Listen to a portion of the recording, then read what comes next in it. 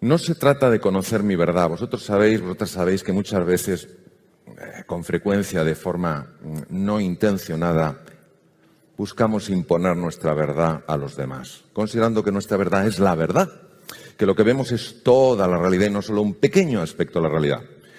Esta reflexión que vamos a hacer juntos es para descubrir la verdad acerca de mí. Que cada uno haga su reflexión para que se mire hacia adentro. Es un viaje interior. Se ha mencionado al gran filósofo Wittgenstein, el austriaco, tan conocido sobre todo por su Tractatus, y yo voy a utilizar otras frases de Wittgenstein que decía: los límites de mi lenguaje son los límites de mi mundo. Quiere decir que nosotros hoy, aunque usamos palabras, y las palabras son el gran descubrimiento del ser humano hace 150.000, 200.000 años, sabiendo que la palabra y el lenguaje de alguna manera moldea nuestra forma de pensar, el lenguaje genera emociones, genera imágenes, hemos hoy juntos de ir más allá del lenguaje. ¿Cómo se puede hacer esto? Yo solo he descubierto una forma que es la metáfora. La metáfora, el símbolo, como nos comentabas tú, Carlos, tiene la capacidad de meternos automáticamente en mundos profundos. Entonces vamos a ir abandonando la superficie y poquito a poco vamos a ir ahondando en el mundo de lo profundo. La apariencia que las personas muchas veces mostramos es una apariencia tosca, que no hace juicio a la realidad. ¿Y esta apariencia de dónde viene? ¿Por qué se genera así? Es una mezcla muy compleja. En primer lugar está la máscara. ¿Qué es la máscara? Es como yo me he de presentar ante vosotros y ante vosotras para no mostrar mis vulnerabilidades y mis fragilidades, para no mostrar mis miedos, para no mostrar mis desconfianzas, para no mostrar mis despistes, mis torpezas. Pero a veces, por más que la máscara esté actuando, observando la realidad atentamente, diciéndome: Mario, quieto, no muestres esto, ponte más serio, la espalda más recta, de vez en cuando se cuelan torpezas, se cuelan inseguridades, se cuelan miedos, se cuela la sombra, descubierta por Carl Gustav Jung en un sueño, cuando vio que algo le seguía y sintió terror. De repente se dio la vuelta y vio que lo que le seguía era su propia sombra. Pero, sin embargo, también sabemos que en la expresión que tenemos las personas a veces hay una enorme grandeza y nos sale una idea colosal, o somos especialmente creativos o especialmente bondadosos y generosos. Y eso es porque también se cuela lo más profundo que hay en el ser humano, que es hacia donde está destinado en nuestro viaje. El núcleo, el core, la esencia del ser humano, lo que nos da nuestra existencia. Si nosotros vamos abandonando un poco el pensamiento, lo cual se consigue a través de la reflexión profunda, la meditación, el silencio, del que tú nos hablabas tan bellamente, Javier, el silencio, cerrar los ojos, y empezamos a alejarnos de este diálogo incesante que a veces tenemos, esta jaula de grillos, penetramos en el núcleo de la geoda. Y en el núcleo de la geoda, que es el mundo del inconsciente, ya no hay pensamiento, solo hay una experiencia directa con la realidad, una intuición profunda de lo que eres. Y el primer estrato que nos encontramos es la sombra. ¿Qué es la sombra? Todo aquello de ti, no solo que no te gusta, sino que crees que no es aceptable y has sumergido en las profundidades de la inconsciencia porque crees que si lo muestras vas a ser rechazado. Hay una sombra, que es la sombra blanca, en la cual sumergimos incluso la alegría. Imaginaros que habéis estado en un entorno familiar cuando erais pequeñitos o un entorno escolar y vosotras vuestra alegría la mostrabais y alguien os ha dicho: aquí todo es demasiado serio. ¿Qué es eso de reírse tanto o estar tan contento? No sé si sabéis que después del desastre de Cuba, donde España fue un desgarro, Valle Inclán atacó durísimamente, la generación del 98, Valle Inclán atacó durísimamente a Joaquín Sorolla, el pintor de la luz, porque no podían aceptar en aquella época donde todo el mundo se desgarraba las vestiduras y se cubría el cuerpo de ceniza, no podían entender un pintor de la alegría, un pintor de la ilusión, un pintor de la luz.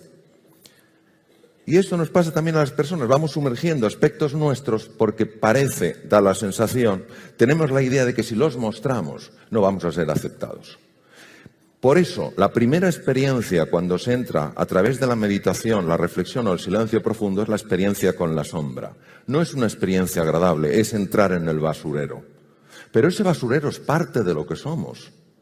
Nosotros no somos basura.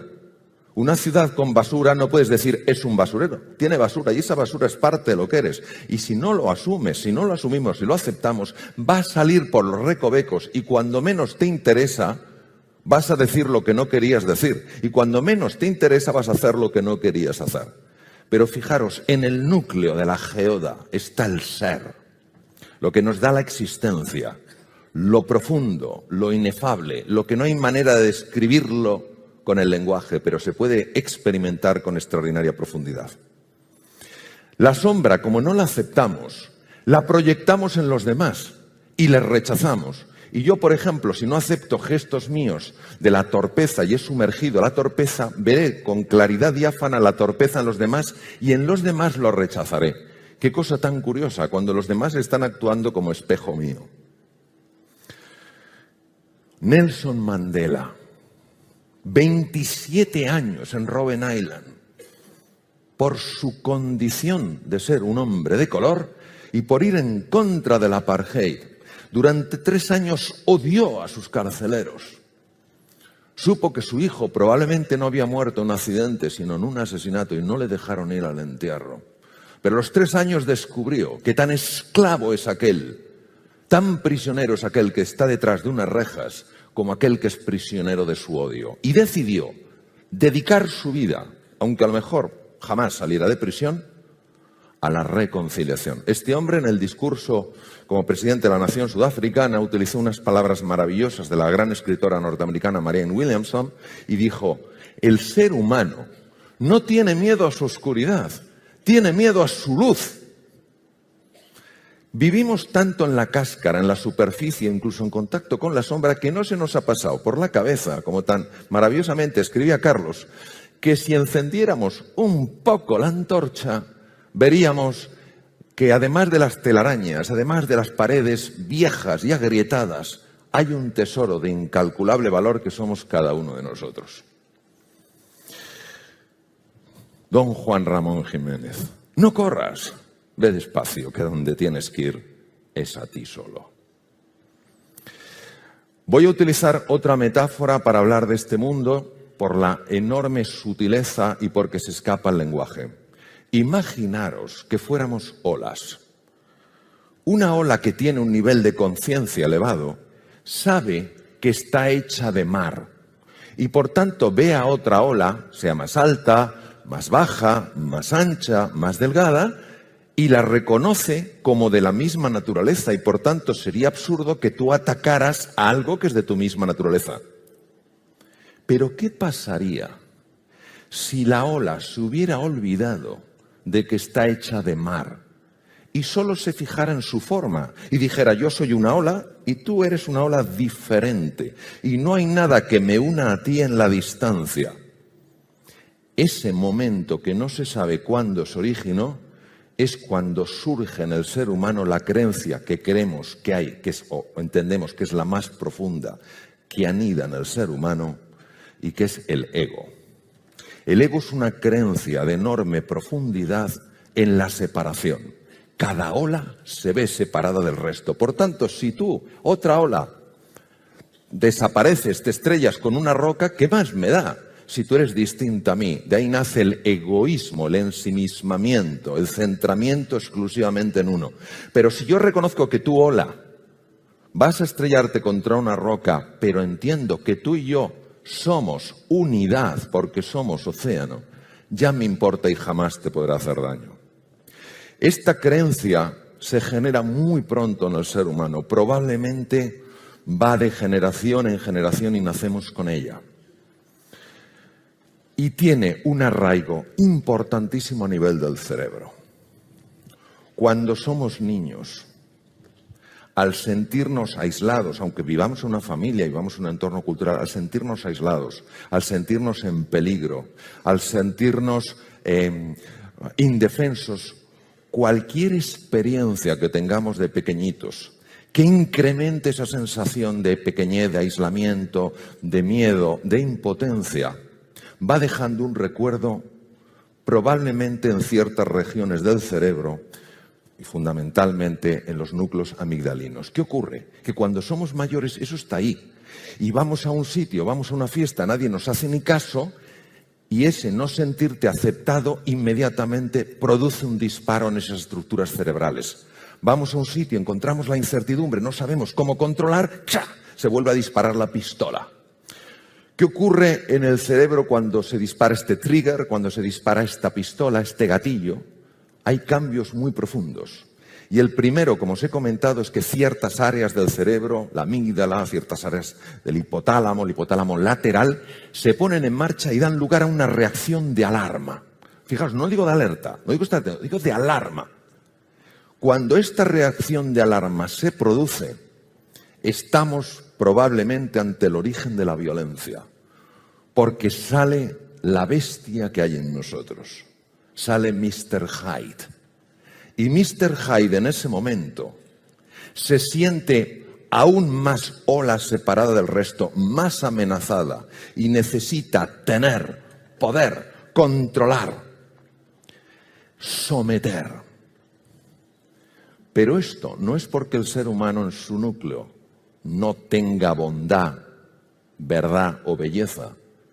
Es porque vivimos a nivel de una creencia muy instalada que es el ego, donde cada ola no se siente parte del mar. Cuando las personas somos violentas, es porque tenemos miedo y porque sufrimos. Detrás de todo acto de agresividad hay una persona que sufre y que muestra su sufrimiento, curiosamente, haciendo sufrir a los demás. Otra cosa importantísima que me encantaría compartir con vosotros. Cuando se activan los centros de alarma en el cerebro, en la amígdala, en el hipotálamo lateral, se desconecta por completo o casi por completo las áreas más importantes del cerebro humano para pensar con claridad, para tomar buenas decisiones, para aprender, para ser creativo. Es decir, las áreas de la inteligencia se desconectan. On, el sistema de alarma. Off, el otro. El budismo no es una religión en el sentido habitual que utilizamos, aunque religión viene de religare, que es volver a unir lo separado.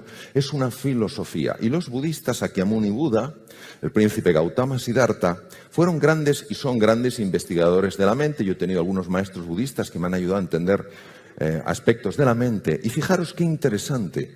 Su receta, su camino en 7 pasos para ir reduciendo el...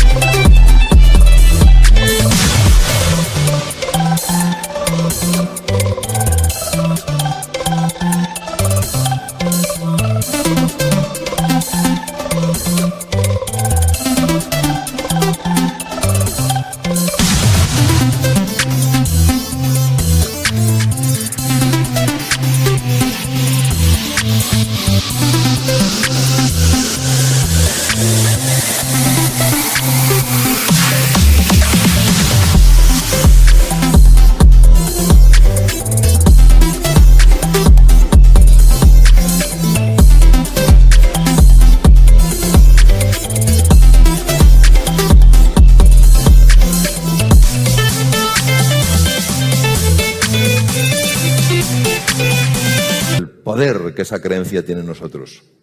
No te sientas ofendido. Libérate de la necesidad de ganar. Libérate de la necesidad de tener razón. Libérate de la necesidad de sentirte superior. Libérate de la necesidad de tener más y más. Libérate de la necesidad de identificarte con tus logros. Yo soy mis logros. Yo soy mi estatus. Yo soy mis títulos académicos. Yo soy... No, tú eres mucho más que eso. Tú tienes unos títulos académicos, tú tienes una formación, tú tienes unos años, tú tienes una nacionalidad, tú eres mucho más que eso. Sé amable, pues Platón, sé amable, pues cada persona con la que te cruzas está librando su ardua batalla. Si cada persona fuera un libro, nos daríamos cuenta de que la historia de su interior es mucho más valiosa que la portada. El opuesto al amor no es el odio. Puede serlo. Lo opuesto al amor es el miedo. Gracias.